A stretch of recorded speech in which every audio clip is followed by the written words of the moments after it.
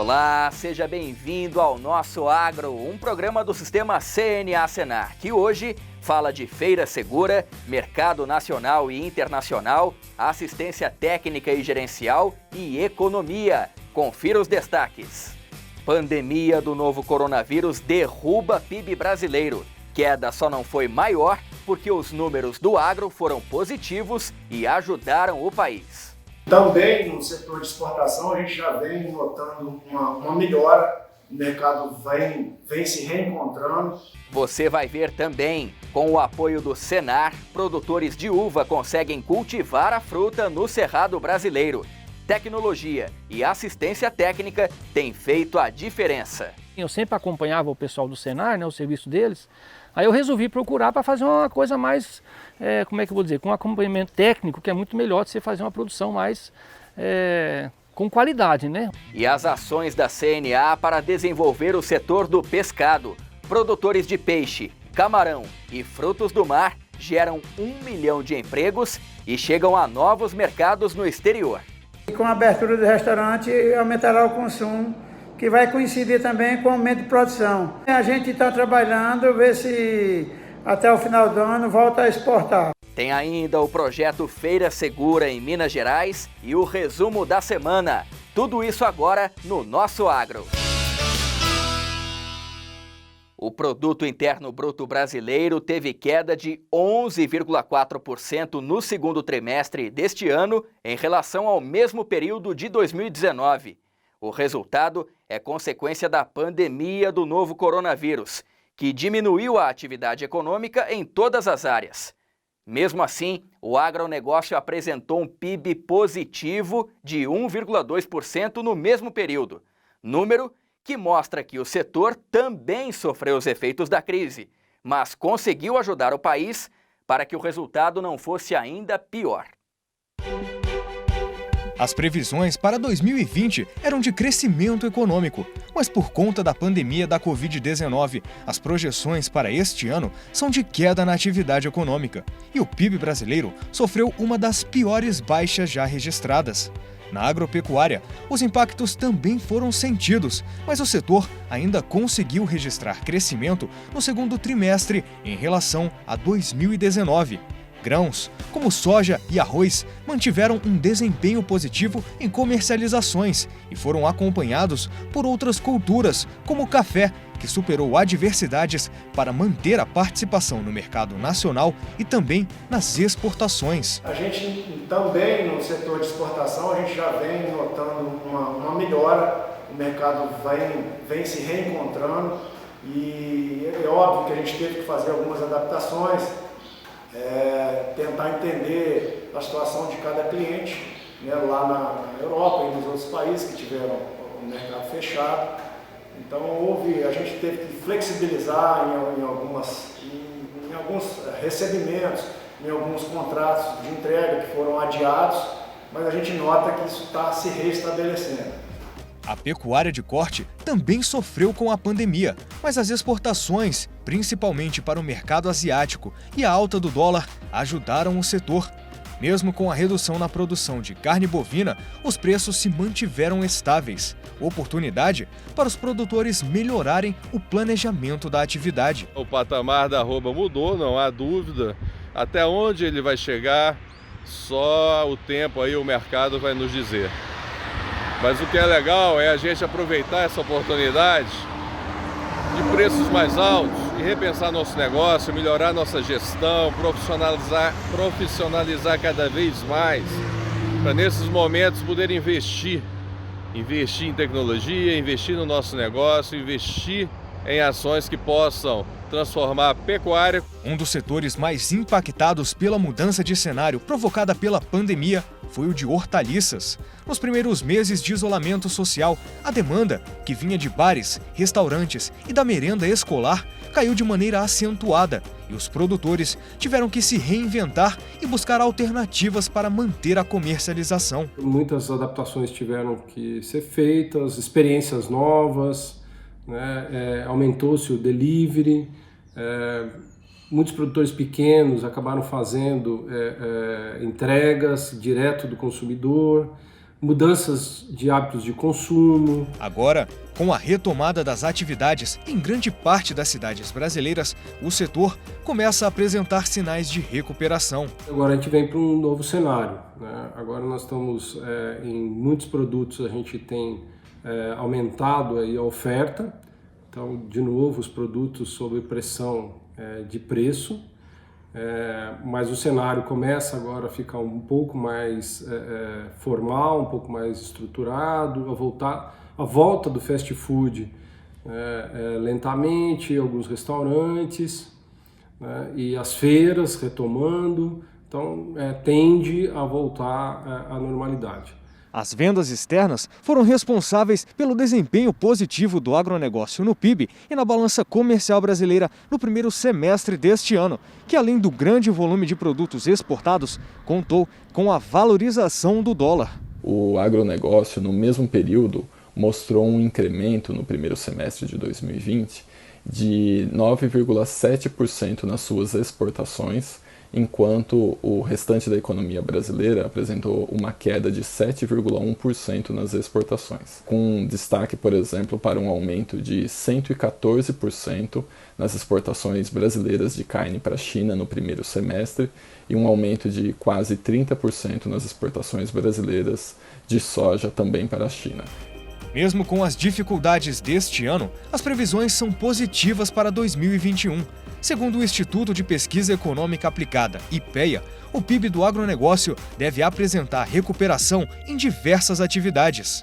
O IPEA lançou essa semana a primeira projeção do PIB agropecuário para 2021, com crescimento de 3,2%.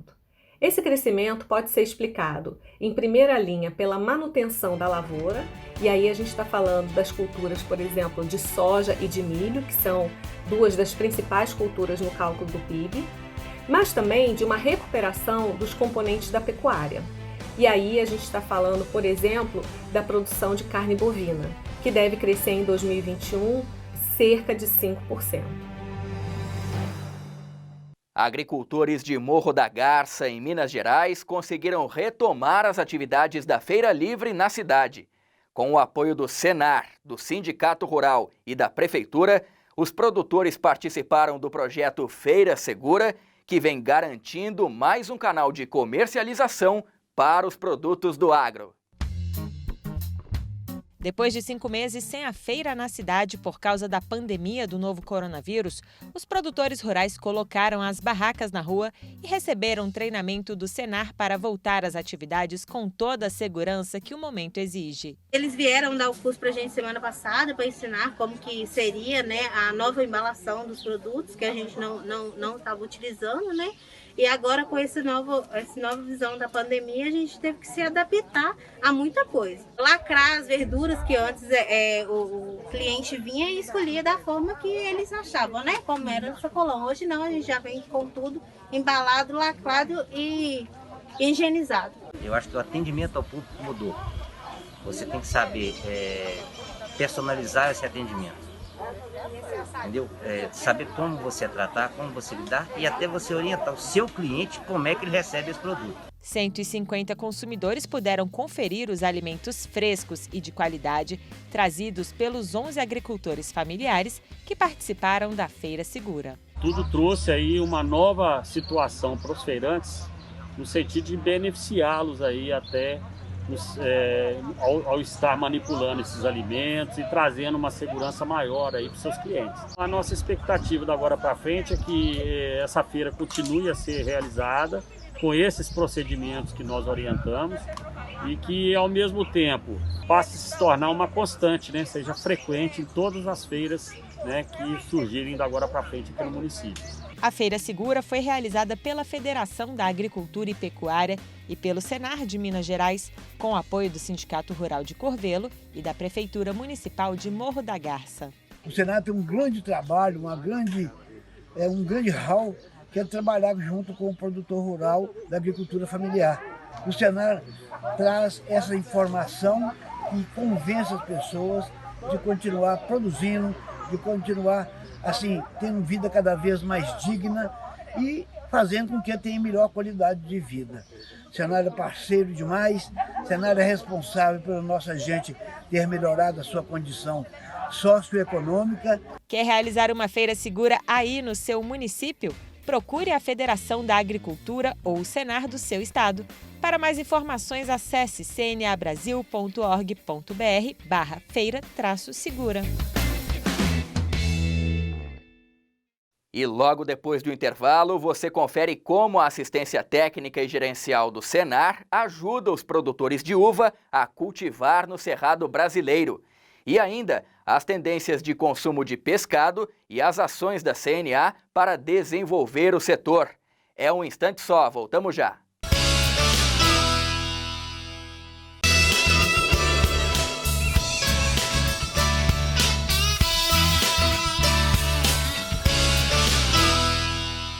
A produção de peixe, camarão e frutos do mar gera 1 milhão de empregos no Brasil.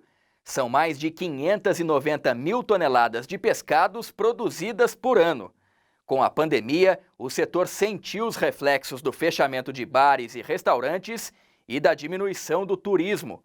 Agora, com a retomada da atividade econômica, os produtores esperam melhorar as vendas, inclusive com a abertura de novos mercados internacionais. Com o fechamento de bares, restaurantes e escolas na pandemia, o consumo de alimentos mudou no país, o que gerou impacto direto no setor produtivo. Antes da crise, segundo dados do IBGE, a produção aquícola no país, em 2018, chegou a 591 mil toneladas, sendo 311 mil toneladas de tilápia, 46 mil de camarão e 14 mil toneladas de ostras, vieiras e mexilhões. O valor bruto da produção foi de 8 bilhões e 600 milhões de reais. Com a pandemia, o consumo de ostras teve redução, afetando diretamente o estado de Santa Catarina, maior produtor do país. Fomos afetados de forma imediata com a paralisação das vendas e para a próxima safra, na questão da compra de semente, a gente percebeu aí uma redução significativa, podendo a próxima safra ter uma redução de até 60% na questão das ostras. Muitos maricultores tiveram que dispensar colaboradores ou mesmo reduzir carga horária de funcionário para conseguir se manter durante esse período. O verdadeiro impacto da pandemia só deve ser conhecido nos próximos meses. Os criadores de camarão, por exemplo, estão otimistas com a chegada da primavera no final do mês e com o clima quente do verão, épocas de maior produção e consumo. O consumo está quase na normalidade da produção, embora que os restaurantes ainda estão, o consumo ainda está baixo, mas as residências, o consumo em casa aumentou, tudo que se está produzindo está se vendendo e com a abertura do restaurante aumentará o consumo, que vai coincidir também com o aumento de produção. A gente está trabalhando, ver se até o final do ano volta a exportar. A preocupação com o comércio internacional tem motivo. Segundo pesquisa da CNA, de janeiro a julho deste ano, o total de pescado exportado foi de 120 milhões de dólares, o que representou uma queda de 17 milhões e 800 mil dólares em relação ao ano passado.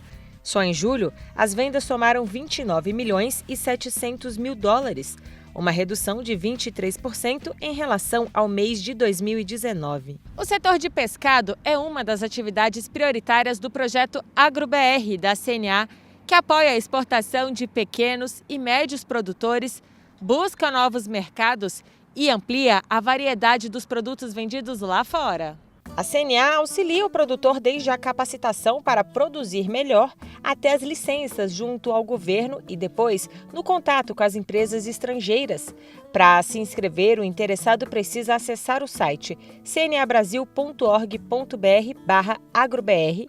Na página é possível ainda consultar cartilhas e informações sobre o comércio internacional. E a partir dali ele vai ter um atendimento, né, pelos nossos consultores ou pela nossa equipe da CNA, para ele ir galgando esses passos para a exportação, né? Se ele precisar se capacitar, a gente indica programas de capacitação ou a gente mesmo dá capacitação pela inscrição nesse site.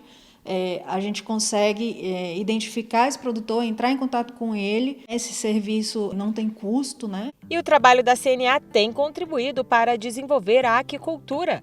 A atuação já conseguiu conquistas importantes para o setor, como a retirada do Registro Geral de Atividade Pesqueira, emitido pelo Ministério da Agricultura como pré-requisito para acesso ao crédito rural. A revogação do processo de licitação para o uso de águas públicas sob domínio da União. Parceria CNA-Embrapa para determinar níveis de garantia de ração adequadas à aquicultura nacional. E a simplificação do licenciamento ambiental em alguns estados. Modernizar o setor continua como prioridade para a CNA, além da elaboração do Plano Nacional de Desenvolvimento da Aquicultura. A licença ambiental, ou a regularização dos empreendimentos, dentre elas a licença ambiental, é um dos principais gargalos ainda que os setores enfrentam. Primeiro, por causa da legislação ainda muito complexa, das normativas muito complexas e algumas delas ultrapassadas que precisam ser revisadas dentro de um novo cenário, dentro de uma nova realidade do país. Então, a nossa proposta é sempre de simplificação, transformar esse processo num processo online e autodeclaratório, onde o produtor tenha, de uma forma muito objetiva, a apresentação das informações necessárias para isso. Para o governo, o Plano Safra vai ajudar na retomada do setor. As expectativas são as melhores. No ano passado, nós já tivemos um importante incremento na produção. Existe um otimismo muito grande por parte do mercado. Com esse novo Plano Safra, lançado pelo Ministério da Agricultura, pelo governo federal, isso incentivou ainda mais os nossos produtores. Muitos deles estão conseguindo captar recursos e ampliar ali as suas produções, seja em tanque escavado ou seja também em tanques rede, em águas da União. Reforma tributária, finanças verdes para o agro, o projeto Campo Futuro. São os destaques que o Francisco Jordão traz para a gente no resumo da semana. Tudo bem, Francisco? Olá, André. Olá, você de casa. As discussões sobre os impactos da reforma tributária dominaram a agenda da semana. Veja como foi. Com as confederações patronais, o presidente da CNA, João Martins, falou da necessidade de mobilizar o setor e alertar os parlamentares e a sociedade para os prejuízos que o aumento da carga tributária trará para a produção de alimentos. Já com as federações estaduais da Agricultura e Pecuária, foram divulgados os estudos que a CNA vem realizando e que mostram como as propostas em análise no Congresso são prejudiciais para o agro. Outro estudo sobre o impacto para a cadeia produtiva das hortaliças foi apresentado em uma reunião virtual da Câmara Setorial do Ministério da Agricultura. Já em um debate ao vivo nas redes sociais, a CNA tratou do fim dos incentivos tributários e do aumento dos preços dos insumos agropecuários. Em outro evento online, a Confederação debateu com as entidades da indústria os impactos das propostas de reforma tributária no agro. E o tema também foi debatido na Câmara Setorial do Leite.